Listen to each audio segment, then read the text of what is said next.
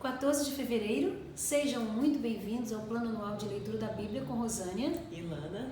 Hoje nós vamos ler Números de 8 a 10. Vamos lá? As lamparinas do candelabro. O Senhor Deus disse a Moisés: fale com Arão e diga-lhe o seguinte: quando você colocar as 7 lamparinas no candelabro, faça com que as lamparinas iluminem o espaço em frente do candelabro. E Arão fez assim.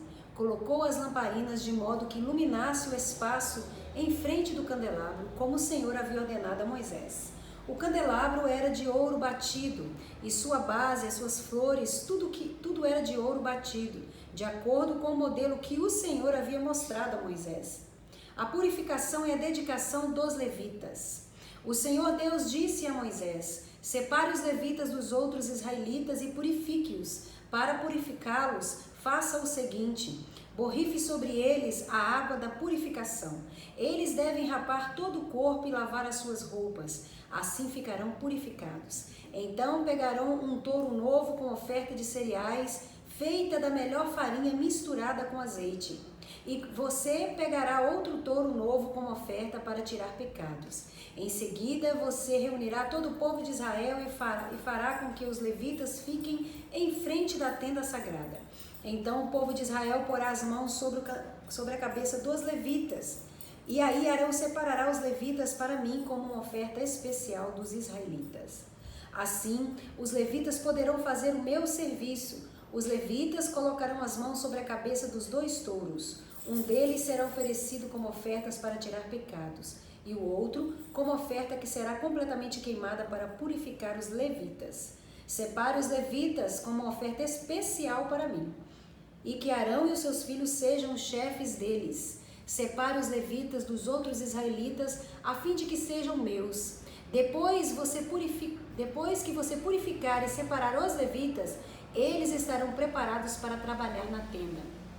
Eles foram separados do meio dos israelitas para serem meus, em lugar de filhos mais velhos do povo de Israel. Eles são meus. Quando matei todos os primeiros filhos dos egípcios, eu separei para mim o filho mais velho de cada família israelita e a primeira cria de cada animal. Agora estou ficando com os levitas em lugar de todos os primeiros filhos dos israelitas. Agora entrego os levitas a Arão e aos seus filhos como uma oferta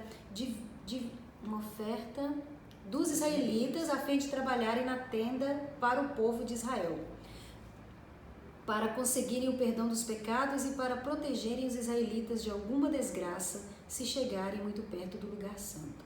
Assim, Moisés, Arão e todo o povo de Israel cumpriram tudo o que o Senhor havia ordenado a Moisés a respeito dos levitas.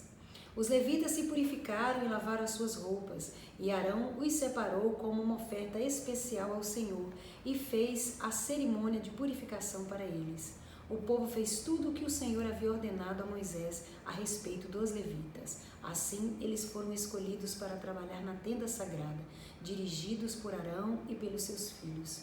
O Senhor Deus disse a Moisés: a lei a respeito dos levitas é esta: com a idade de 25 anos, cada levita começará o seu trabalho na tenda sagrada, e aos 50 anos deixará de trabalhar.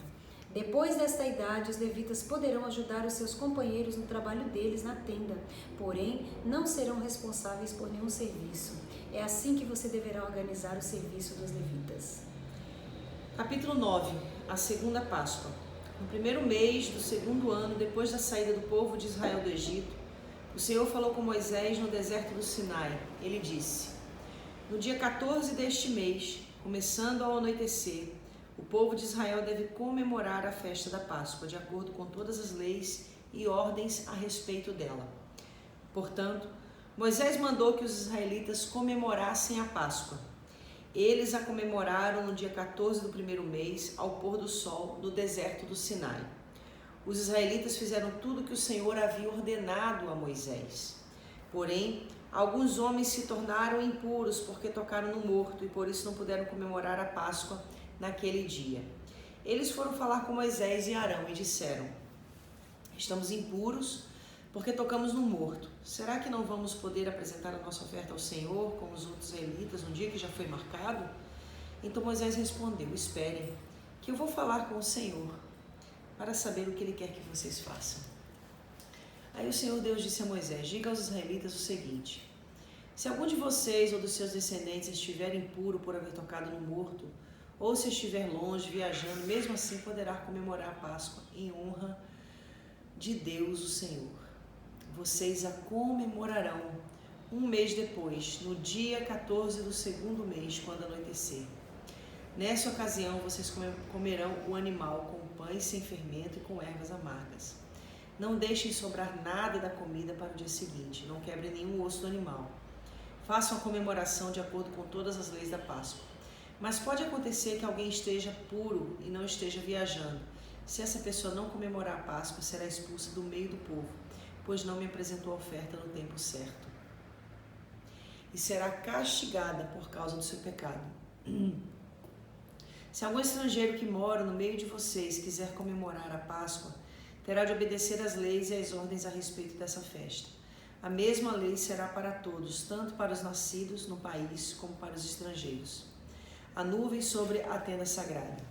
No dia que foi armada a tenda sagrada, veio uma nuvem e a cobriu. De noite, a nuvem parecia fogo. Era sempre assim. De dia, a nuvem cobria a tenda e de noite parecia fogo. Quando a nuvem se levantava de cima da tenda, os israelitas começavam a caminhar. No lugar onde a nuvem parava, ali eles acampavam.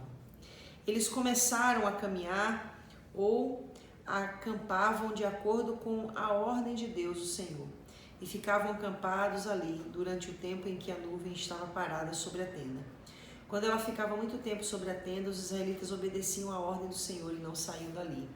Às vezes, a nuvem ficava poucos dias sobre a tenda. Assim, conforme a ordem do Senhor, eles continuavam acampados ou começavam a caminhar. Às vezes, a nuvem ficava parada somente desde a tarde até a manhã do dia seguinte. Quando ela se levantava de manhã, eles começavam a caminhar. Sempre que a nuvem se levantava, fosse de dia ou fosse de noite, os israelitas começavam a caminhar. Mas, se ela ficava sobre a tenda 2 dias ou um mês, ou mesmo um ano, enquanto estivesse parada, os israelitas continuavam acampados e não começavam a caminhar. Porém, quando ela se levantava, eles partiam, de acordo com a ordem do Senhor. Eles acampavam ou começavam a caminhar. Os israelitas faziam isso obedecendo ao que o Senhor ordenava por meio de Moisés. Capítulo 10, a trombeta de prata. O Senhor Deus disse a Moisés o seguinte: faça 2 trombetas de prata batida. Com elas, você chamará o povo para se reunir e dará o sinal da partida do acampamento. Quando forem tocadas as 2 trombetas, todo o povo se reunirá com você na entrada da tenda sagrada. Porém, quando uma só for tocada, apenas os chefes dos grupos de família se reunirão com você. Quando tocarem sons curtos e fortes, as tribos acampadas a leste deverão começar a sair. Quando tocarem pela segunda vez sons curtos e fortes, as tribos que estão no sul começarão a sair. O sinal para a partida serão toques curtos e fortes. Mas para reunir o povo deverão ser dados toques longos. Os encarregados de tocar as trombetas serão os sacerdotes que são descendentes de Arão. A seguinte lei será obedecida para sempre pelos israelitas. Quando vocês estiverem em guerra no seu próprio país, defendendo-se de seu inimigo que os atacou, toquem o sinal para a batalha com essas trombetas. Eu, o Senhor, o Deus de vocês, os ajudarei e os livrarei dos seus inimigos. Também nas ocasiões de alegria, isto é, nas festas da lua nova e nas outras festas religiosas, vocês deverão tocar as trombetas quando apresentarem os sacrifícios que serão completamente queimados e as ofertas de paz. Então, eu os ajudarei, eu, Senhor, o Deus de vocês. Os israelitas partem do Sinai. No 2º ano depois que o povo saiu do Egito, no dia 20 do 2º mês, a nuvem se levantou de cima da tenda sagrada. Nesse dia, os israelitas começaram a caminhar, partindo assim do deserto do Sinai, e a nuvem parou no deserto de Parã. Assim, pela primeira vez, eles começaram a caminhar, conforme a ordem que o Senhor tinha dado a Moisés. Primeiro, saíram os que eram da bandeira da tribo de Judá, grupo por grupo, comandados por Nasson, filho de Aminadab. Natanael, filho de Zuar, comandava a tribo de Issacar. E Eliabe, filho de Elon, comandava a tribo de Zebulon. Então a tenda foi desarmada, e os levitas dos grupos de famílias de Gerson e de Merari partiram, levando a tenda. Depois saíram aqueles que eram da bandeira levada pela tribo de Ruben, grupo por grupo, comandados por Elisur, filho de Sedeur, Selumiel, filho de Zurizadai, comandava a tribo de Simeão, e Eliasaf, filho de Deuel, comandava a tribo de Gade. Em seguida saíram os levitas do grupo da família de Coate, carregando os objetos sagrados. E quando chegaram ao outro acampamento, a tenda já estava armada. Então saíram aqueles que eram da bandeira da tribo de Efraim, grupo por grupo, comandados por Elisama, filho de Amiúde. Gamaliel, filho de Pedassur, comandava a tribo de Manassés, e Abidã, filho de Gideoni, comandava a tribo de Benjamim. Depois, atrás de todas as outras tribos, saíram aqueles que eram da bandeira da tribo de Dan, grupo por grupo, comandados por Aizer, filho de Amissadai. Pagiel, filho de Ocrã, comandava a tribo de Aser, e Aira, filho de Enã, comandava a tribo de Naphtali. Os israelitas começaram a caminhar nesta ordem, grupo por grupo. Moisés convida Obabe a acompanhá-los. Moisés disse a seu cunhado Obabe, filho de Jetro, o midianita: nós estamos saindo para o lugar que o Senhor disse que nos daria. Ele prometeu que faria o povo de Israel uma nação rica. Portanto, venha com a gente e repartiremos com você as coisas boas que conseguiremos. Obabe respondeu: não, eu vou voltar para a minha terra e para a minha família. Por favor, não faça isso, disse Moisés. Você conhece o deserto e sabe onde podemos acampar. Você poderia ser o nosso guia. Se você vier com a gente, nós repartimos com você todas as bênçãos que o Senhor nos der. Deus dirige o povo. E assim os israelitas partiram do Sinai, o monte de Deus, o Senhor, e caminharam durante 3 dias. A arca da aliança do Senhor ia sempre na frente deles a fim de marcar o lugar de acampar. Quando partiam, a nuvem do Senhor ficava por cima deles durante o dia. Sempre que a arca partia, Moisés dizia assim: ó Senhor Deus, levanta-te e espalha os teus inimigos, e que fujam da tua frente os que te odeiam. E sempre que a arca parava, Moisés dizia assim: ó Senhor Deus, volta para ficar com os milhares de famílias do povo de Israel. Quer começar? Eu tenho uma pergunta. Eu já até sei o que é. Sobre os levitas. O que é que você acha que é? Não, porque assim, eu creio que muita gente tem, talvez, esse pensamento a respeito dos levitas que é tão falado nos livros que nós estamos vendo. Os levitas, eles tinham um lugar muito especial no templo, na verdade. E os levitas, eles cuidavam, praticamente, era como se eles preparassem para trazer a glória de Deus. E o lugar deles é muito importante. A minha pergunta é, os levitas que se referem os livros que nós estamos lendo, desde o começo, né? Estou falando dos levitas, sempre levitas. É os levitas cantores? É os levitas cantores, eu sei, porque nós falamos sobre isso, eu acho que em Êxodo, sobre os filhos de... não estou lembrando agora, mas são os cantores que eles cantavam no templo, exerciam exatamente esse ministério. E aqui eles exerciam o mesmo ministério? Não. Na realidade, assim, a gente tende, por compreensão, achar que os levitas na atualidade são somente aqueles que trazem os louvores, que falam os louvores, trazem os louvores no templo. O que a gente precisa entender é que os levitas, dentro desse contexto, eram aqueles que eram responsáveis por cuidar do templo. Adoradores. Não, porque todos poderiam adorar ao Senhor, mas eles tinham, na realidade, uma função em específica. Nós estamos falando de 12 tribos, então Deus separa uma tribo em específico que lhe serviria pontualmente. Por exemplo, nós estamos falando de uma jornada no meio de um deserto, tá? 40 anos. Nesses 40 anos, o povo teve 42 acampamentos, eles pararam 42 vezes. O que significa que todas as vezes que eles paravam, eles tinham que levantar o tabernáculo, a tenda do tabernáculo. Como é que você sabe que eles pararam 42 vezes? Se a gente for entrar dentro do conceito histórico, a gente precisa saber. A gente vai analisar, e a palavra, ela também nos traz essa especificidade, né? E o que a gente precisa entender é que Deus separa a tribo de Levi para ficar responsável pelo tabernáculo. Ou seja, toda vez que a gente parar, são eles que vão ficar responsáveis para que haja o levantar da tenda do Senhor. Quando a gente for sair daquele lugar, eles vão ficar responsáveis para desmontar a tenda. Assim como Arão era da tribo de Levi, então automaticamente todos aqueles que eram da tribo de Levi deveriam ser separados para o serviço do Senhor. O que eu quero dizer aqui? Eu achei uma coisa muito interessante, né? Números 8, versículo 3. Separe os levitas como uma oferta especial para mim, e que Arão e os seus filhos sejam chefes deles. Separe os levitas dos outros israelitas a fim de que sejam meus. Ou seja, aquele que faz a obra do Senhor diretamente, porque todos são chamados para servirem a Deus. Eu não estou dizendo aqui que são somente aqueles que servem no templo que fazem a obra de Deus, mas eu quero trazer, sim, um entendimento de que aqueles que servem diretamente no templo, eles têm uma referência específica. Verdade. A gente não pode tirar essa honra de quem tem honra.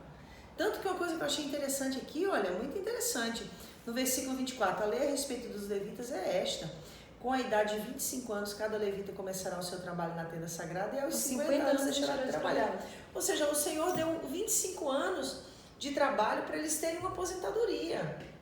Porque Deus também entende o quanto que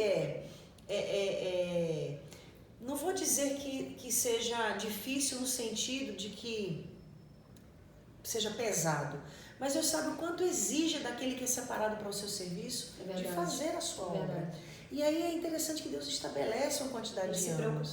Ele se preocupava com o descanso. O tempo todo Deus se preocupava. Com o cuidado.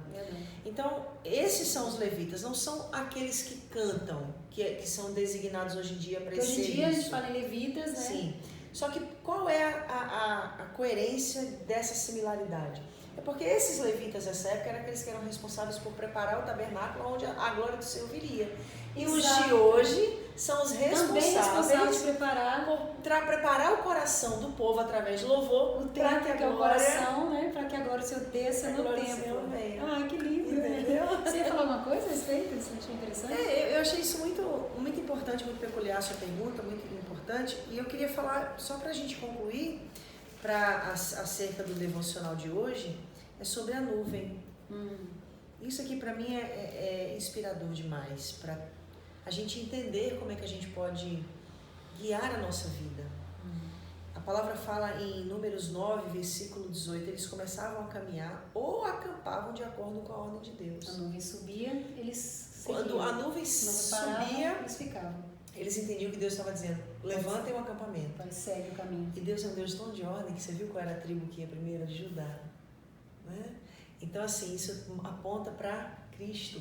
É Ele que conduz todas as tribos, porque Ele é o leão da tribo de Judá. Nossa, entende? Verdade. Então são peculiaridades que a gente E a gente só descobre isso quando a gente lê realmente com esse sentimento Sim. de entender, né? E o interessante é que eles tinham essa dependência. E muitas vezes a gente só tem essa dependência quando a gente realmente está no deserto. É por isso que Deus muitas vezes nos conduz ao deserto, para nos ensinar a dependência. Mas eu queria fazer um convite a todos aqueles que estão nos acompanhando, que a gente possa aprender a ter essa dependência também na Terra Prometida. Que quando eles perderam essa dependência na Terra Prometida, eles perderam a Terra Prometida. É por isso que voltaram, saíram do estado de escravidão, mas foram para um estado de cativeiro. Porque não importa, exato, saíram do Egito, mas voltaram para a Babilônia. Por quê? Porque já que o Egito não curou, aí foi por outro processo. Foi por outro processo. E é isso que a gente tem que prestar atenção. E o que o deserto quis ensinar para esse povo é exatamente o que Deus quer nos ensinar hoje. Não seja fiel a mim somente quando as coisas estão difíceis. Não me busque somente quando as coisas são árduas. Mas aprenda a ser fiel a mim também no dia da fartura. Ou seja, em todo o tempo. Porque o deserto, como a gente ensina, né? O deserto, ele é realmente... É transitório, mas o deserto, ele é um seminário para a gente. Ele é um verdadeiro seminário teológico do cristão, para conhecer a Deus. O legal é passar, então, pelo deserto transitório, mas não ter que voltar e ir para a Babilônia, né? Não, porque Babilônia realmente é um lugar onde Deus leva somente aquele que não aprendeu as lições do deserto. Nossa, uau! Essa palavra. E a gente volta, então, em Números 11. Deus abençoe vocês.